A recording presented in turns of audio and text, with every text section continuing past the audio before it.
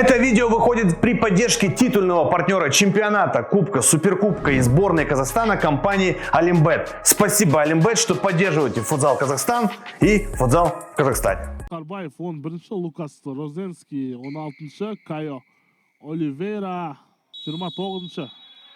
Қазір ойында қайта бастауды сұрады. Бүгін төрешілер штабында Ербол Жиенбек, Рашид Хуснудинов, Берхат Джаметов және Нұрлыбек Қалимағанбетов және гол ойынның алғашқы секундында.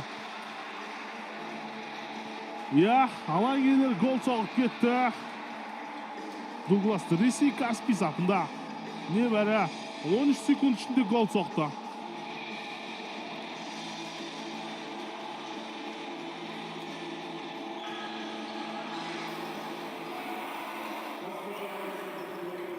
Қазір мұна бір сәтте өмір зақтың неге тұралап қалған.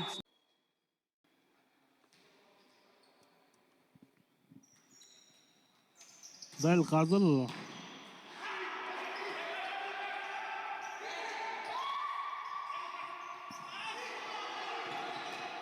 алаң иелерінің тағы бір шабуылы және есеп 2-0. Тағы да ашық қақпаға гол соғылды. Эвертон бұл ойындағы екінші голды соқты. Оңай гол соғуда қазір Каспий ордабасы қақпасына.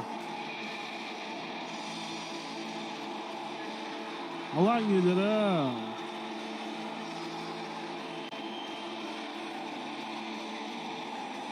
қазір бұл жерде Өмірзақтың неге абдырап қалған түсінікті.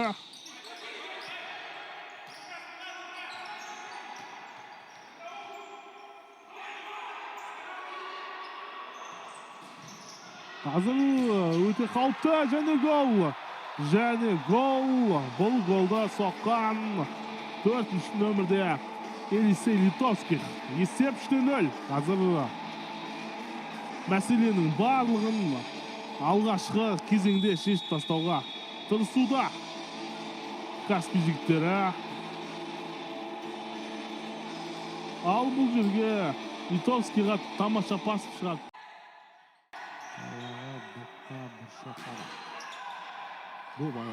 Ал мұна бір сәтте өте қауіпті және гол.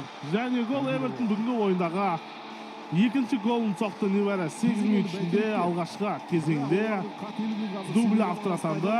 Ал ордабасының жағдайы одан сайын қиындай түсті.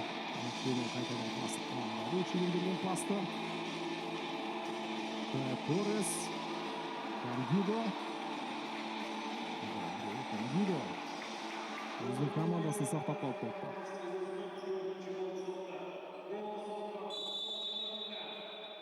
Ортасынан шыққанын көріп отырсыздар.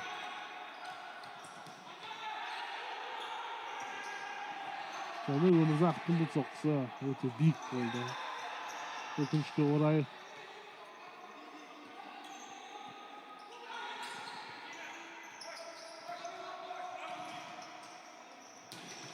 Және Каспий жігіттерінің қателігінен ордабасы бірінші кезең аяқталуға 23 секунд қалған кезде гол соқты. Адриано қазір өз әріптестерінің осы бір қателігіне қапалы.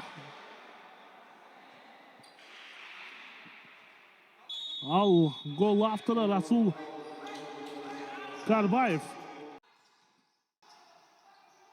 Бірақ пас алмасу кезіндегі қателік қазір қақпаға соққы бағыттап үлгереді ма? Мұна бір сәтте гол. Есеп 4-2. Толассыз шабуылдар ордабасыға екінші голды соғуға септігін тигізді. Дәл қазір гол автор Кайо Оливейра. Лукас Розенскийдің бұл жерде тамаша соққысында айта кету керекпіз. Қиыннан қиыстырып жасаған соққысы бұл жерде қазір ордабасыға үміт отын сыйлады. Міне Розенскийді қараңыздар. Құлап барып жасаған болатын, алайда Адриано.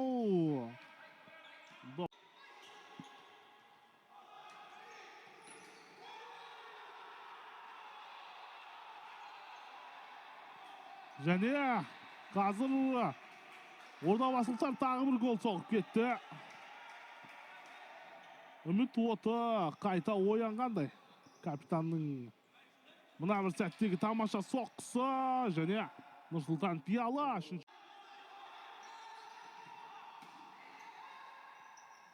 Ордабасылықтардың тағым шабуылы мына бір жерде есепте кестіруге болады. Және гол. Бауыржан Өмірбаев есепті теңестірді. 4-4. Қазір таблода есеп Адриано. Екінші кезеңде өз қақпасынан 4-ші допты алып шығуға мәжбүр болды. Мұны көре алмай тұрмыз.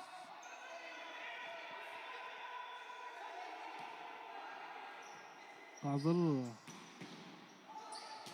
тағы бір керемет шабуыл және бұл ойында алғаш рет ордабасылықтар таблодағы есепте алғашқы Нұрхан Байзақов бұл голды соққан. Ордабасы сапында қазір 5 голда 5 түрлі ойыншы соқты. Ал осы бір камбекті қазір ұстап қала алады ма? Қараңыздаршы. Тамаша соққы Нұрхан Байзақов.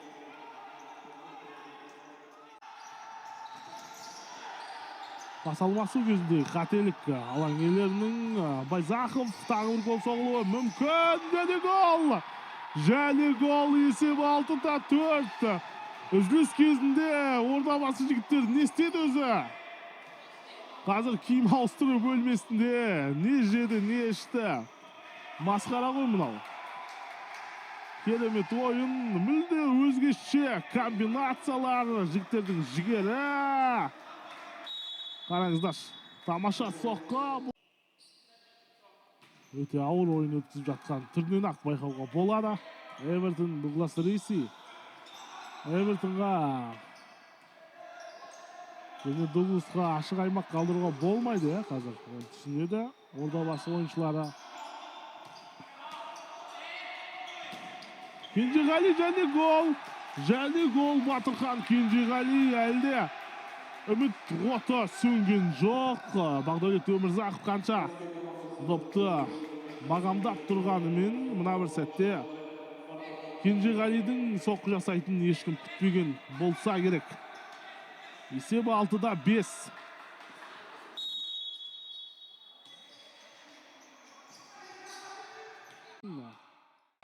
Қаражанов, Дуглас Риси, Лукин және Кенжеғали.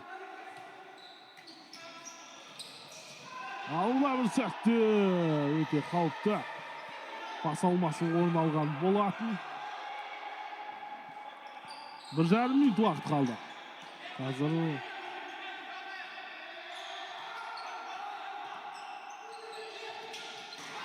және гол Дуглас Риси есепте теңестірді. 6-6. Бақдәулет Өмірбаев. Бақдәулет Өмірзақов кешірім сұраймын, қанша қақпасына гол жібергісі келмегенімен бүгінгі ойында Каспий жігіттері есепті теңестірді. Дуглас Риси осылайша дубль автор атанды. Есеп 6-да. Қазір доп Каспий ойыншыларында алаңға 5-ші ойыншы қызметіне Өмірбаев шықты. Ал мына бір сәтте Ордабасы қайтадан алға шықты. Гильермо Фалькао. Қандай тамаша ойын, қандай керемет драмаға толы матч. Осылай айтсақ жарасады. 7-6 қонақ команда бүгін екінші рет таблода алға шықты. Екінші камбек қазір орын алмақ.